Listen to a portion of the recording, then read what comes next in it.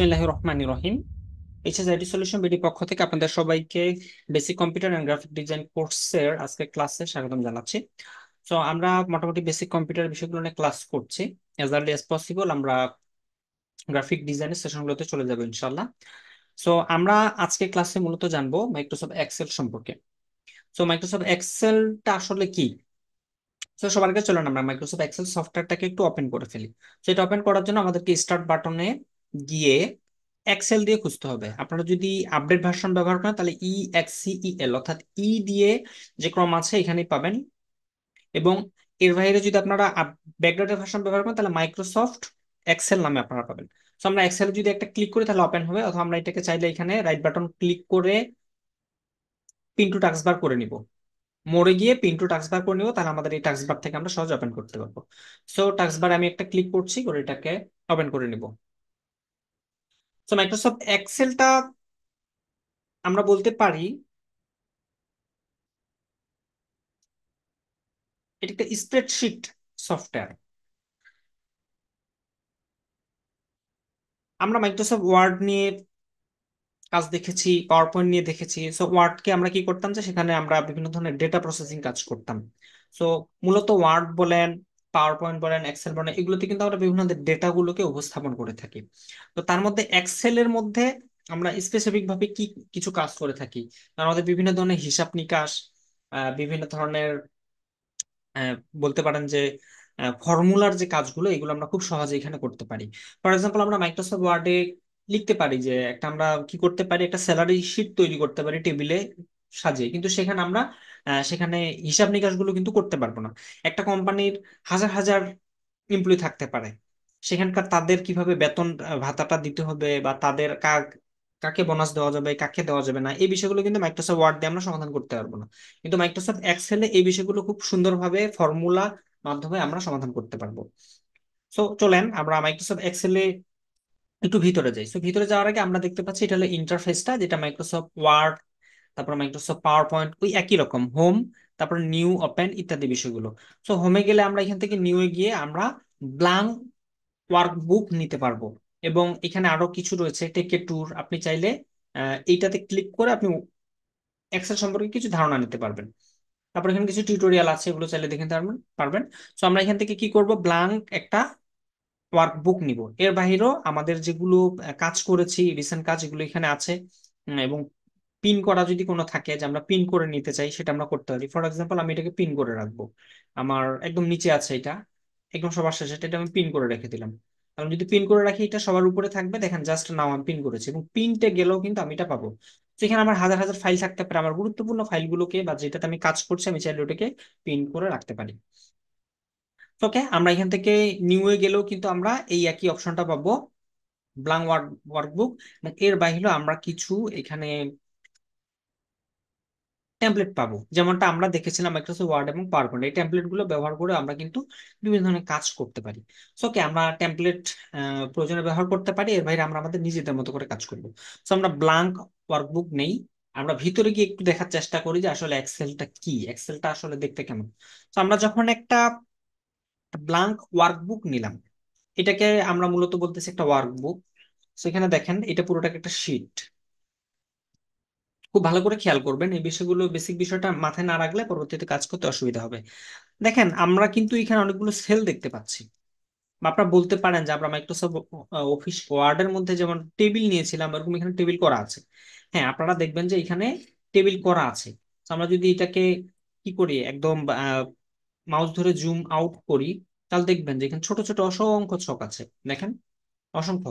এবং দেখেন এইখানে এ থেকে শুরু করে আমরা দেখতে পাচ্ছি এটা হলো কি কলাম, আর এটা হলো রো।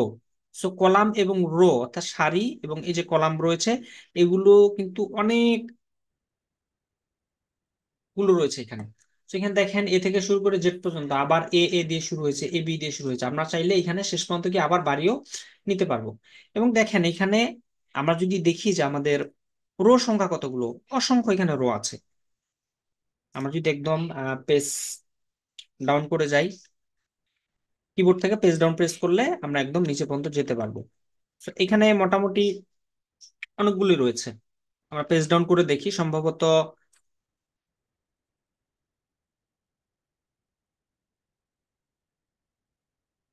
আমি একেবারে ইন্ডে প্রেস করি, প্রায় 10,000-এর মতো এখানে আমরা, আরো বেশি আছে। দেখি আমরা কত দূর মতো যাওয়া যায়। এক সময় আমরা 10,000 জানতাম, এর বাইরেও থাকতে পারে। ওকে, আরো বেশি আছে, আমরা 10,000 ক্রস করে ফেলেছি অলরেডি। এখান থেকে আমরা হোমে চলে যাই, একেবারে হোম প্রেস করলে আমাদের একদম সবার প্রথম সেলটাতে নিয়ে আসবে। তাহলে দেখেন এখানে অসংখ্য আমাদের সেল রয়েছে, রো রয়েছে এবং কলাম রয়েছে। তো আমরা এখানে মূলত কি ধরনের কাজ করে থাকি? প্রথম কথায় আসি আমরা, এই যে এই জায়গাটাকে বলা হচ্ছে একটা সেল। এটা একটা নির্ধারিত নির্ধারিত অ্যাড্রেস আছে বা একটা ঠিকানা আছে, এটাও একটা সেল। এগুলো প্রত্যেকটা একটা সেল বলা হয়। আমরা জানলাম যে এটা হলো কলাম, এটা হলো রো, এবং রো এবং কলামের মধ্যে এই যে এটা একটা অ্যাড্রেস। অ্যাড্রেসটা কি? আমরা দেখবো যে অ্যাড্রেসটার নাম হলো A1। এই যে অ্যাড্রেসটা এখানে শো করতেছে আমাদের। তো আমরা হোমে যাই, আমরা অ্যাড্রেসটার নাম পাচ্ছি A1। A1 কেন? কারণ কলাম কলাম হলো এ, আর রোটা হলো 1। এ কলামের 1 নাম্বারে রয়েছে, তাহলে এইটার নামটা হলো সেলটার, তার অ্যাড্রেসটার নাম হলো A1। আমরা যদি এইটাতে যাই তাহলে হবে B1, এটা C1, এটা D1, এটা E1। ঠিক একইভাবে আমরা যদি এখানে ক্লিক করি, তাহলে এটা আমার কোন কলামে রয়েছে? আই। কত নাম্বার? রোতে রয়েছে 10, তাহলে I10। দেখেন এটা I10। তো আমাদেরকে এটা মাথায় রাখতে হবে, কেন? বিভিন্ন ধরনের সূত্র প্রয়োগ করার ক্ষেত্রে এগুলো আমাদের প্রয়োজন হবে। তো এটা পুরোটা হলো ব্লাঙ্ক, যদিও এখানে আমরা দেখতে পাচ্ছি যে সেলগুলো, এই সেলের মধ্যে আমাদের বিভিন্ন ধরনের কাজ করতে হবে। তো আসেন আমরা আমাদের একদম প্রাত্যহিক জীবনের কিছু কাজ আজকে আমরা এখানে দেখব। সো ফর এক্সাম্পল, আমরা কিন্তু পুরো শীটটার যে কোনো অংশ ব্যবহার করতে পারি। আমরা এখান থেকে শুরু করতেছি, আমরা একটা নির্ধারিত অংশ ব্যবহার করব। তাহলে আমরা কি করতে পারি, যে আমাদের মাসিক আয় ব্যয়ের হিসাবটা এখানে আমরা সুন্দরভাবে করতে পারি, একদম ব্যক্তিগত জীবনের। ঠিক আছে, কাজ দিয়ে শুরু করতে পারি। তো আমরা যদি এখানে যাই হোম থেকে, আমরা সুতুনিয়াম যে ফন্ট নিব বাংলা টাইপ, আপনারা আশা করতেছেন এখন। সুতুনিয়াম যে আমরা সিলেক্ট করে নিলাম, নেওয়ার পর আমরা এখানে কি করব?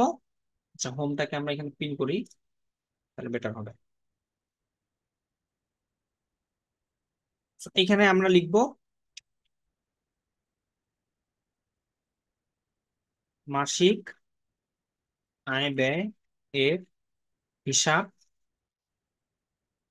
বিবরণী। আমাদের মাসিক আয় ব্যয়ের একটা হিসাব বিবরণী আমরা এখানে তৈরি করবো। এখন দেখেন আমি কিন্তু টাইপ করেছি কি A1 সেলে, কিন্তু এটা কিন্তু আমার এদিকে পর্যন্ত চলে আসছে, কিন্তু এক্স্যাক্টলি আমার টাইপটা হয়েছে এইটুকু জায়গায়। আমি যদি এখানে ডাবল ক্লিক করি, আমরা দেখতে পাচ্ছি এই পর্যন্ত চলে গিয়েছে। তো আমি যদি এখানে এই জায়গাটাতে একটা ডাবল ক্লিক করি, তাহলে দেখেন আমার কিন্তু এই সেলটা বড় হয়ে গেল, অটো এই পর্যন্ত হয়ে গেল। তো আমরা সেলগুলো যতটুকু আছে ততটুকুই রাখবো হোয়াইটটা, আমরা এটাকে অন্যভাবে কাজ করব। তো আসেন মাসিক আয় ব্যয় বিবরণী আমরা আগে লিখে ফেলি। তো কি কি থাকে? প্রথমে থাকে আমাদের কি তারিখ থাকতে পারে। আচ্ছা,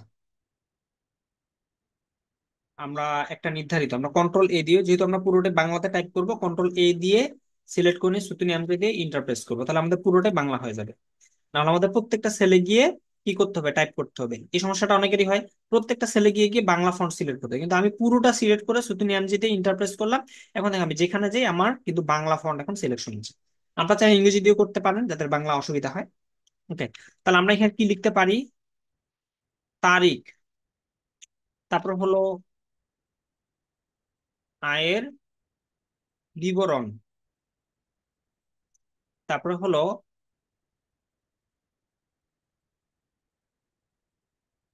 পরিমাণ, তারপর আমরা কি দিব? ব্যয়ের বিবরণ, পরিমাণ, তারপর আমরা কি দিতে পারি? জমা, অথবা কি হতে পারে আমাদের? ঋণ হতে পারে বা ঘাটতি হতে পারে। ঘাটতি মানে তো ঋণ হবে আমাদের, তাই না? ব্যক্তিগত যেহেতু, তাহলে আমরা অতিরিক্ত খরচ করলে অবশ্যই ঋণ করে খরচ করেছি। আমরা এইভাবে করে ইন্ডিকেশন করব। তো এখানে আমরা নিচে আরেকটা, ফর এক্সাম্পল আমি এখন এই মাঝখানে এখন আরেকটা সেল ইনসার্ট করতে যাচ্ছি। এখন আমার তো উপরে লেখা হয়ে গেছে, আমি নিচে আরো কিছু লিখবো। তো আমি চাইলে এখানে ক্লিক করে, যদি রাইট বাটন ক্লিক করে আমরা যদি এখানে ইনসার্টে ক্লিক করি, তাহলে উপরে আমার একটা সুন্দর করে দেখেন নতুন করে একটা ফাঁকা জায়গা, আমার ফাঁকা একটা এখানে রো অ্যাড হয়ে গিয়েছে। সো এখানে আমি কি লিখতে পারি যে মাস, মাস দিলাম, তাহলে আমার কি হতে পারে? জানুয়ারি। সাল, সাল কি হতে পারে? আমাদের 2024। আমরা এটা লিখলাম।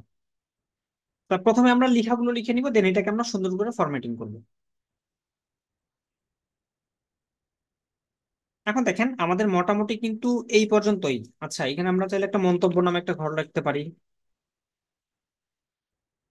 অনেক সময় মন্তব্য আমরা করে রাখতে পারি, কোনো কমেন্টস থাকলে করে রাখতে পারি। তাহলে আমাদের মোটামুটি কিন্তু এতটুকুই লিখা বা কাজ, আমাদের এতটুকুই। তাহলে তারিখ বলতে এখানে আমাদের 1 তারিখ থেকে শুরু করে একদম 30 তারিখ পর্যন্ত হবে, তাই তো?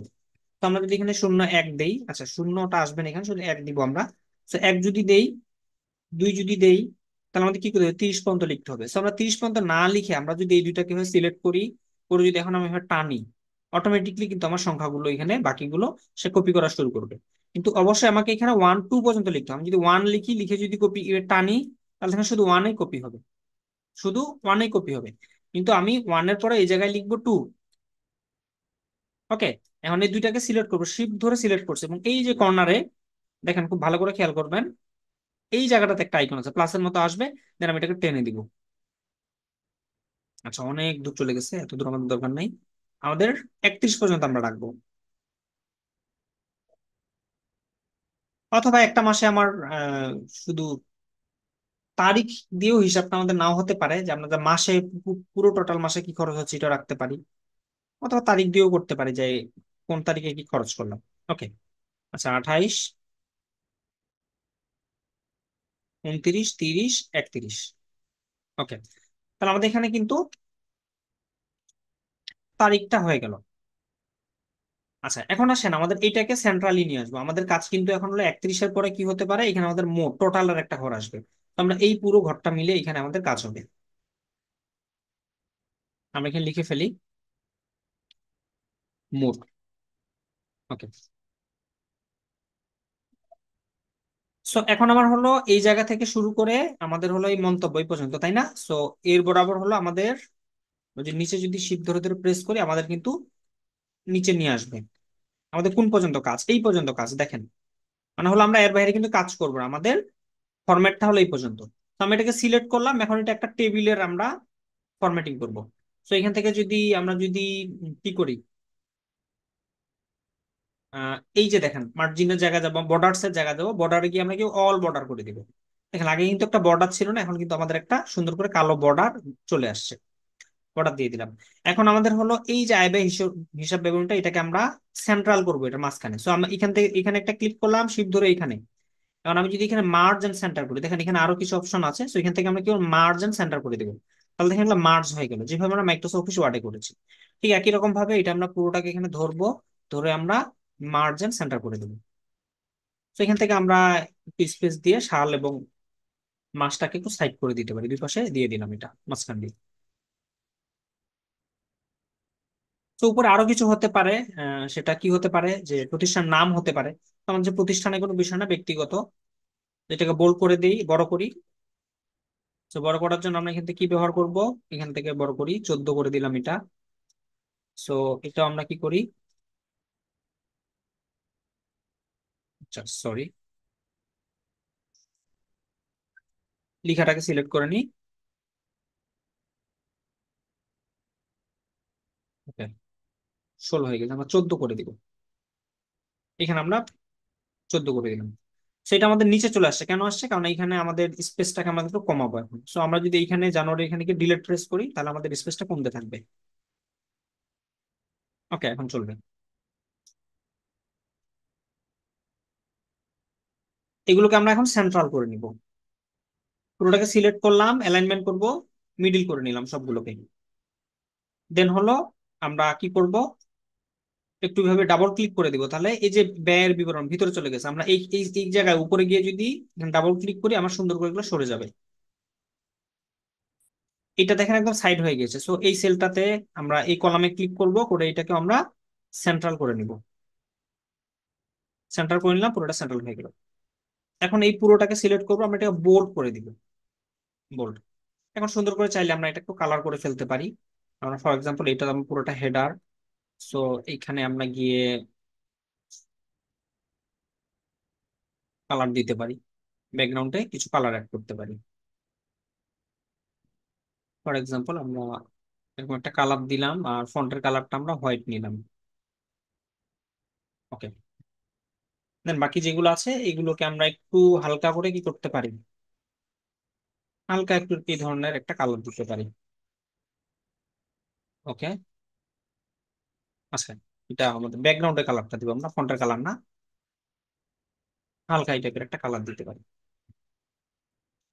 আবার মোটের যে অংশটা আছে এই পুরোটাকে আমরা কি করব, আবার ওই অরেঞ্জ টাইপের কালারটা দিয়ে দিব, দিয়ে এইটাকে আমরা হোয়াইট করে দিব ফন্টের কালারটা, এবং এটা বোল্ড রাখবো পুরোটাই। ওকে, তাহলে আমাদের ফরম্যাটটা কমপ্লিট। এখন আমরা কি করব, এখানে আমাদের যে কাজগুলো আছে সেগুলো আমরা করবো। তাহলে এখন আয়ের বিবরণ, আয়ের বিবরণ কি হতে পারে, বিভিন্ন জায়গা থেকে আয় হতে পারে। আমি কিভাবে আয় করি, 1 তারিখে আমার আয় কি হলো, ফর এক্সাম্পল আমি এজ এ গ্রাফিক ডিজাইনার আমি কোথা থেকে আয় করলাম, মানে এখন একটা কি হতে পারে, আমি লোগো ডিজাইন কয়টা করেছি, ধরেন যে এক। আচ্ছা, আচ্ছা পরিমাণ একটা না, আয়ের পরিমাণটা আমি দেখাচ্ছি, তাহলে কত টাকা করেছি, ফর এক্সাম্পল এটা 3,000 টাকা। তারপরে কি হতে পারে, ব্যানার ডিজাইন। তো আমরা ট্যাব দিয়ে এটা প্রেস করতেছি, ব্যানার ডিজাইন কত হতে পারে, ফর এক্সাম্পল এটা আমি করেছি 5,000। আর কি হতে পারে, তারপরে দেখেন যে হতে পারে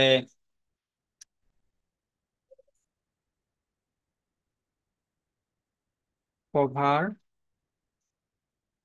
ডিজাইন। কভার ডিজাইন কত হতে পারে আমার, ফর এক্সাম্পল ধরে নিলাম যে এটা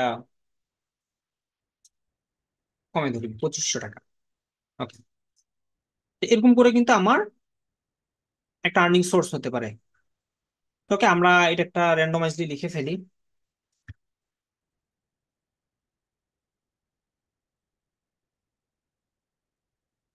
তো ওকে, আমি এটাকে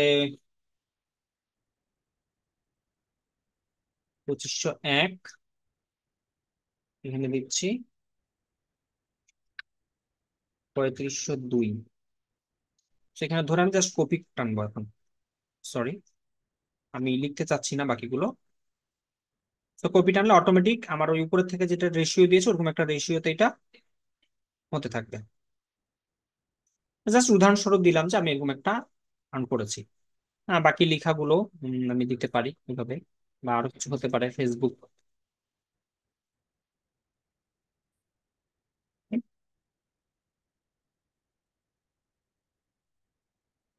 যদি হতে পারে।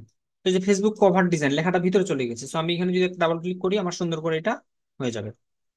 ওকে, আমি এগুলো এইভাবে কপি করে দিই, মানে এতগুলো লিখ আমাদের লেখার সময় হবে না, এতগুলো আমরা সময় নিচ্ছি না।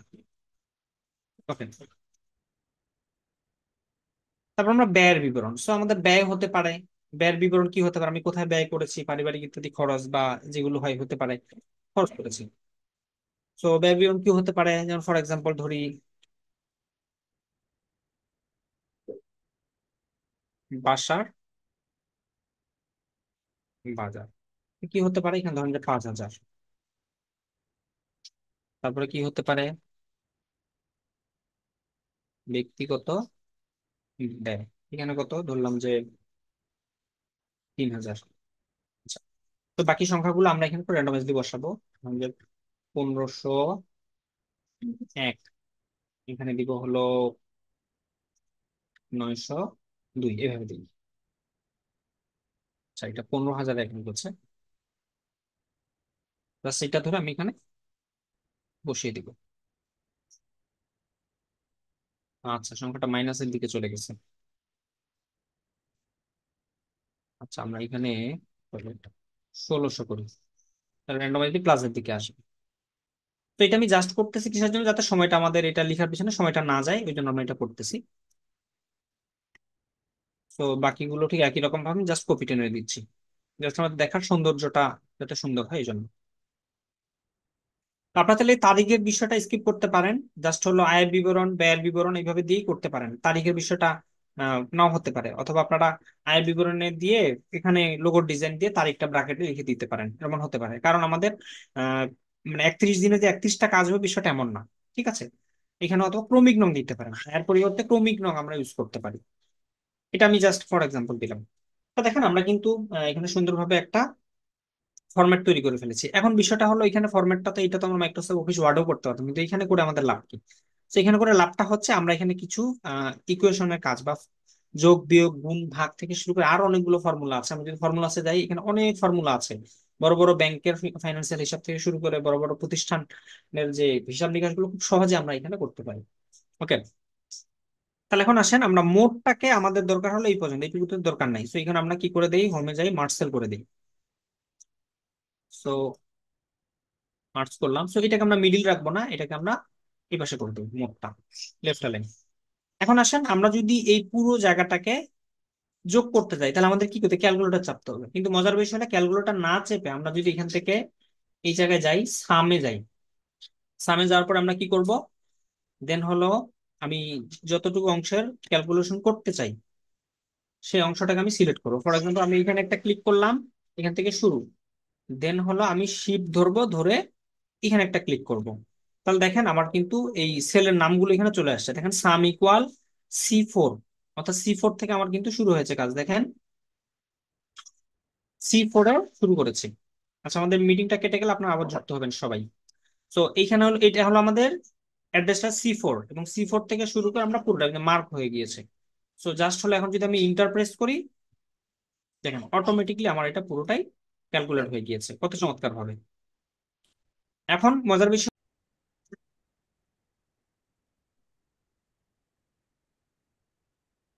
তাহলে এই জায়গায় আমরা যেই একটা সুন্দর একটা ফলাফল পেলাম, আমরা যদি এখানে যে কোনো একটা সংখ্যা চেঞ্জ করি, অটোমেটিক আমাদের কিন্তু এখানে চেঞ্জ হয়ে যাবে। এখন দেখেন আমাদের এখানে কত আছে, 40,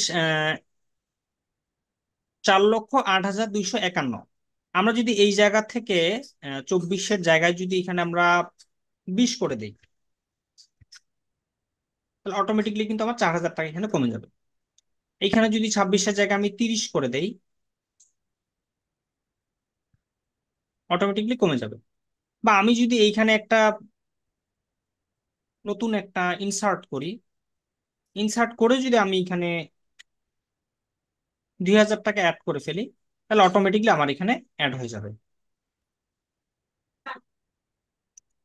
যদি 20 অ্যাড করি, অটোমেটিকলি কিন্তু অ্যাড হয়ে যাবে।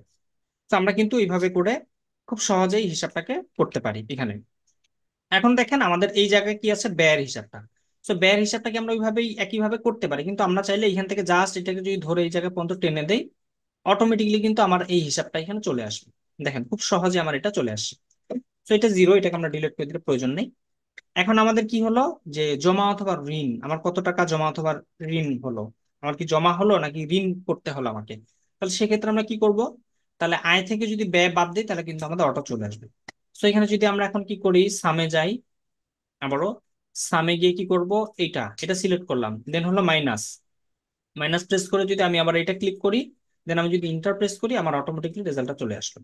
তো দেখেন তার মানে আমার এখান থেকে আমার যদি ঋণাত্মক সংখ্যা আসতো, তাহলে আমি বুঝতাম যে আমার এটা কি হয়েছে, ঋণ হয়েছে। কিন্তু আমার যেহেতু ঋণাত্মক কোনো সংখ্যা আসেনি, পজিটিভ নাম্বার, একক দশক শতক হাজার অযুত লক্ষ, তার মানে 3,15,716 টাকা কি হলো, আমার এখানে জমা আছে। সো ফর এক্সাম্পল আমি যদি এখানে 4 লক্ষ টাকার একটা খরচ অ্যাড করে দিই, এই 4,000-এর জায়গায় আমি একক দশক শতক হাজার অযুত লক্ষ 4 লক্ষ টাকা অ্যাড করে দিই, তাহলে দেখেন অটোমেটিকলি আমার কিন্তু 8,284 টাকা ঋণ হয়ে গেল, মাইনাস থেকে গেল। সো এই সেলটাকে আমরা কি করতে পারি, একটা রেড মার্ক করে দিতে পারি। এটুকু থাকলো, শুধু এইটুকু।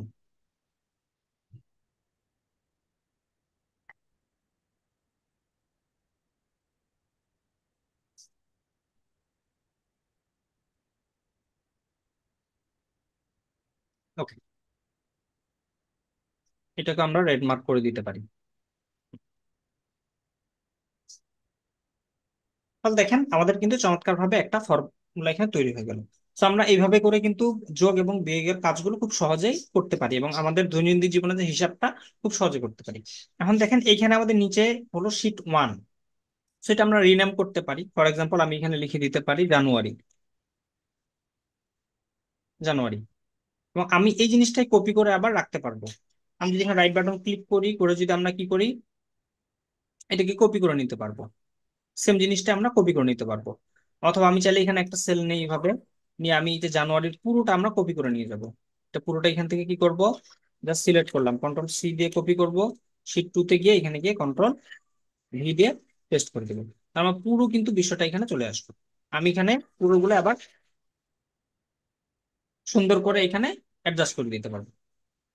তো এই ছিল আমাদের আজকের ক্লাসের মোটামুটি বিষয়, যে আজকে আমরা মূলত বেসিক্যালি একটা বেসিক ধারণা নিলাম যে কোথায় কিভাবে এই কাজগুলো করতে হয় বা আমরা কিভাবে এটাকে ইউজ করতে পারি। তো আজকে শুধু আমরা যোগ এবং বিয়োগের ব্যবহারগুলো দেখলাম এবং শর্টকাট দুই একটা বিষয় দেখলাম। পরবর্তী ক্লাসে আমরা আরো কিছু বিষয় দেখব, কিভাবে আমরা একটা সেলস রিপোর্ট তৈরি করতে পারি। উম, আরো কিছু অ্যাডভান্স কিছু ফর্মুলা আছে, সেগুলো আমরা ব্যবহারের চেষ্টা করব ইনশাল্লাহ। তো আজকের মতো সবাইকে ধন্যবাদ জানিয়ে আমরা আজকে ক্লাসের সেশন এখানে শেষ করছি। আগামী ক্লাসে আপনাদের নতুন একটা বিষয় নিয়ে আলোচনা হবে, এক্সেলের। সেই পর্যন্ত সবাই ভালো থাকবেন, সুস্থ থাকবেন। আসসালামু আলাইকুম ওয়া রাহমাতুল্লাহ।